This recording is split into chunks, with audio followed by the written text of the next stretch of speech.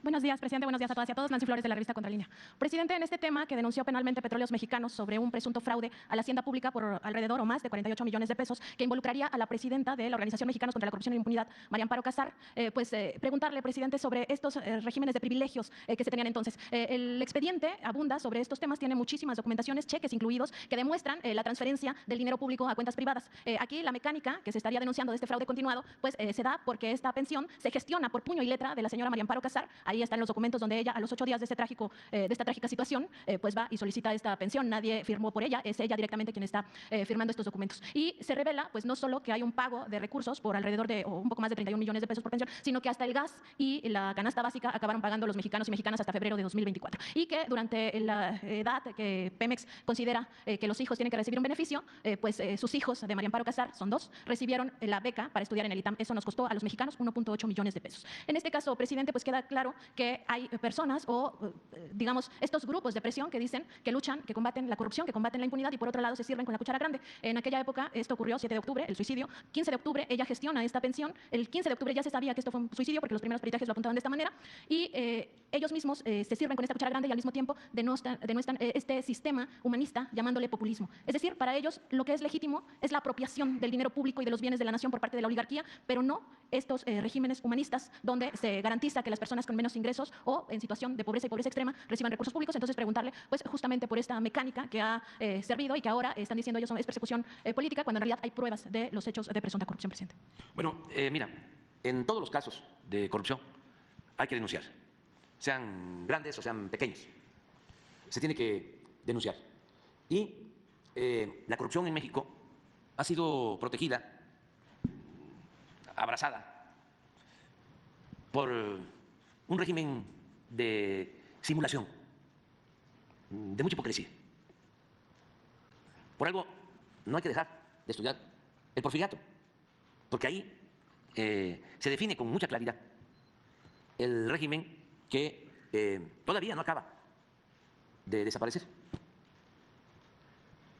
Porfirio Díaz era el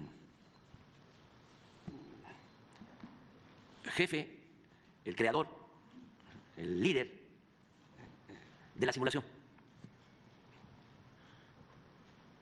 Se decía una cosa y se hacía otra. Y todo era legal. Se violaba la Constitución en el fondo, pero se respetaba en la forma. Se hablaba de 3 poderes, pero el poder de los poderes, el Ejecutivo era él. De ahí surge el destape con Porfirio. Es el creador del destape, de toda la simulación democrática, de las listas para sacar a los diputados. Se llegó a decir, soy diputado gracias al presidente o por decisión del presidente. El acarreo, la cargada, el besamanos. Es tan bien construido ese régimen antidemocrático, que además como tarda mucho, 34 años, que no pudo la revolución destruir. Se trasladó a la época posrevolucionaria. Se avanzó con la revolución, desde luego, en el terreno económico y sobre todo en lo social. La Revolución Mexicana es lo más avanzado que hay en cuanto a justicia social. Pero en términos políticos, siempre he dicho aquí que don Daniel Cosío Villegas decía, ya no está don Porfirio, pero se quedó doña Porfiria. Se mantuvieron las mismas prácticas. Bueno, hasta hace relativamente poco, un candidato a la presidencia podía ganar con el 90% de los votos. 90. Bueno, y era una costumbre que sería el candidato del partido dominante y ya era el presidente. Apenas destapaba. Pero eso tardó muchísimo. Lo de la corrupción, igual. Se mantuvo. Aparentemente hubo un cambio en el 2000, pero se quedaron los mismos y se intensificó incluso la corrupción. Donde más corrupción hubo fue, sin duda, en el sexenio de Salinas. En mi libro cuento que le pregunté a un empresario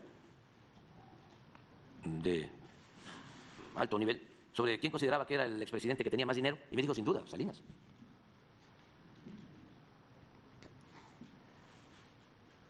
la corrupción se mantuvo durante mucho tiempo y llegó a ser, bueno, desde los años 40 ya se hablaba de que esa era la causa del caso de la Revolución Mexicana, la corrupción.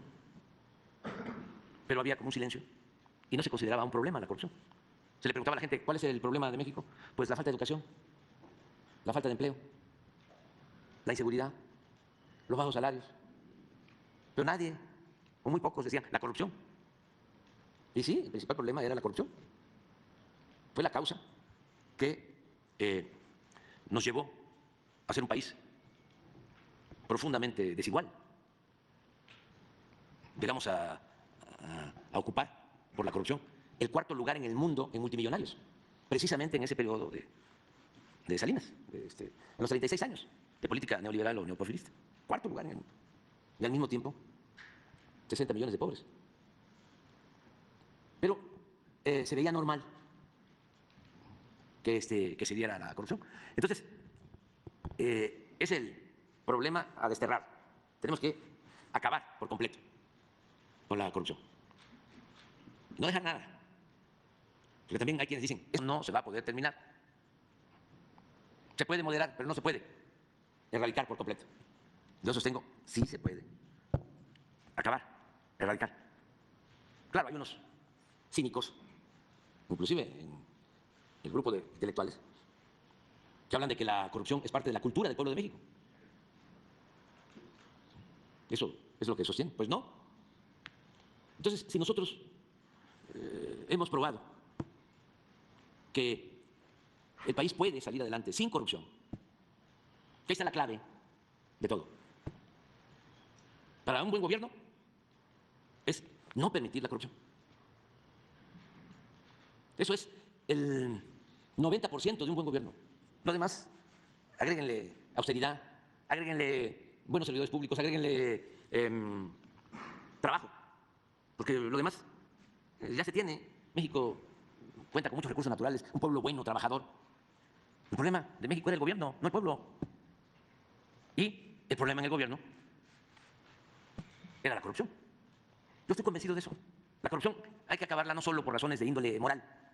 Claro que es importante.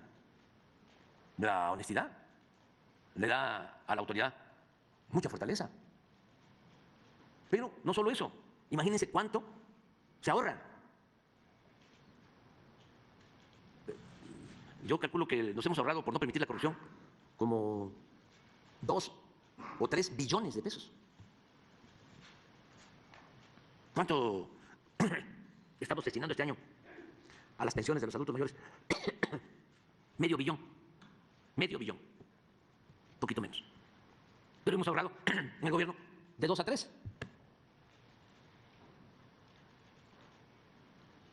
Entonces, es muy importante. Pero también, o sea, no solo es hacer las cuentas cómo sacamos los 2 billones.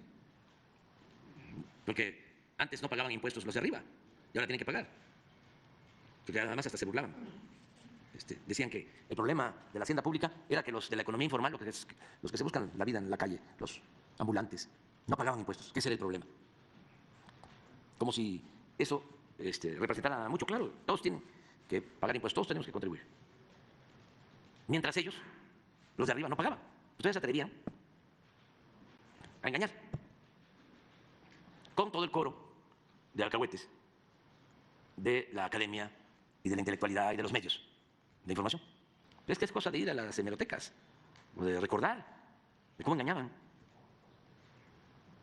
Entonces, ese grupo que servía para legitimar un gobierno corrupto no podía quedarse inmaculado, al menos en el trabajo que nosotros estamos haciendo. Estamos combatiendo la corrupción, pero resulta que los intelectuales, que los periodistas famosos, siguen siendo jueces, actuando como paladines de las buenas conductas. Y en este caso, llegar al extremo, porque díganme ustedes, si no calienta, el que una persona consciente cometa un delito, un acto de corrupción, y luego esa persona que pertenece a la oligarquía corrupta se convierte en la presidenta del Instituto para combatir la corrupción?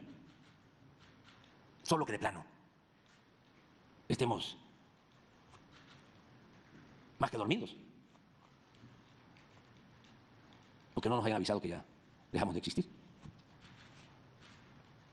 ¿Cómo se va a dejar eso? Olvídense del monto.